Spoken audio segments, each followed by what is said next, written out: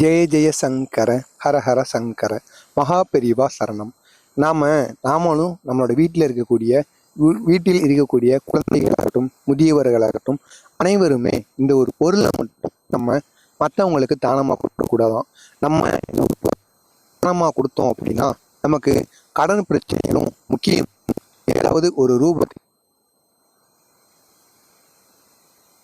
நம்ம கொடுக்கறதுனால இந்த பொருளினால் இதற்கு பின்விளைவுகளானது நம்மளுக்கும் நம்மளோட குடும்பத்துக்கும் ஏன் நம்ம தலையெழுத்தை கூட மாற்றி அமைக்கிறதுக்கு இந்த பொருள் வழிவகுக்குமா. எனவே நீங்களும் உங்களுக்கு தெரிந்தவர்களும் இந்த ஒரு பொருளை மட்டும் அடுத்தவர்கள் யார் கேட்டாலும் இல்லை என்று கூறிவிடுங்கள். அதாவது நம்ம உதவி பண்ணுறோம் அப்படிங்கிறதுக்காண்டி இந்த ஒரு பொருளை மட்டும் கொடுக்காதீங்க. நீங்கள் பணத்தை கொடுத்து உதவுங்க, சாப்பாடை கொடுத்து உதவுங்க, எது வேண்டுமானாலும் நம்ம கொடுத்து உதவலாமா. ஆனால் இந்த ஒரு பொருளை நம்ம கொடுத்து உதவணும் அப்படின்னா மிகப்பெரிய ஆபத்தானது நமக்கு வருவதற்கு அதிகப்படியான வாய்ப்புகள் இருக்கிறதாம். இந்த ஒரு பொருளானது அனைத்து தெய்வங்களுக்குரிய பொருள் தான். முக்கியமாக தெய்வத்திற்கு ஒரு பொருளை வைத்து வணங்குவது மிகவும் அவசியங்க. இந்த மகாலட்சுமிக்குரிய இந்த ஒரு பொருளை அடுத்தவங்களுக்கு தானமாக கொடுக்கறதுனால உங்களிடமிருந்து பணமானது அவர்களுக்கு போய் சேர்ந்து அதற்கப்புறமா அவர்களிடமிருந்தும் கஷ்டங்கள் உங்களுக்கு வந்துவிடும். அவர்களின் வாழ்க்கை நன்றாகத்தான் இருக்கும். கொடுக்க வேண்டும். அது என்ன பொருள் என்று காண்பதற்கு முன்பாக மறக்காமல் நம்ம சேனலுக்கு நீங்கள் புதிய பார்வையாளராக இருந்தீங்கன்னா மறக்காமல் நம்ம சேனலை சப்ஸ்கிரைப் பண்ணி வச்சுக்கோங்க.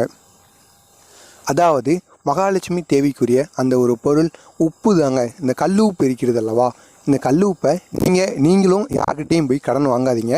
முடிந்த வரை காசு கொடுத்து கடையிலேருந்து வாங்கிட்டு வாங்க.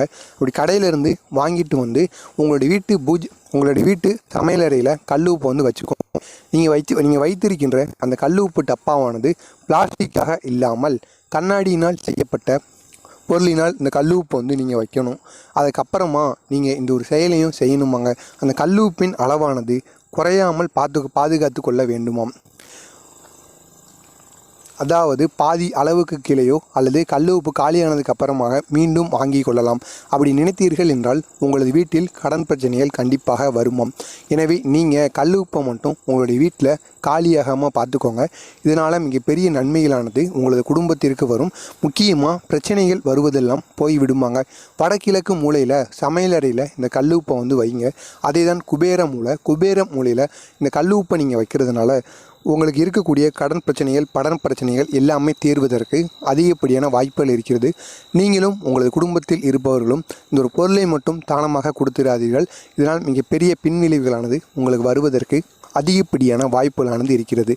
மறக்காமல் நம்ம சேனலுக்கு நீங்கள் புதிய பார்வையாளராக இருந்தீங்கன்னா மறக்காமல் நம்ம சேனலை சப்ஸ்கிரைப் பண்ணி வைத்துக் கொள்ளுங்கள். நன்றி, வணக்கம்.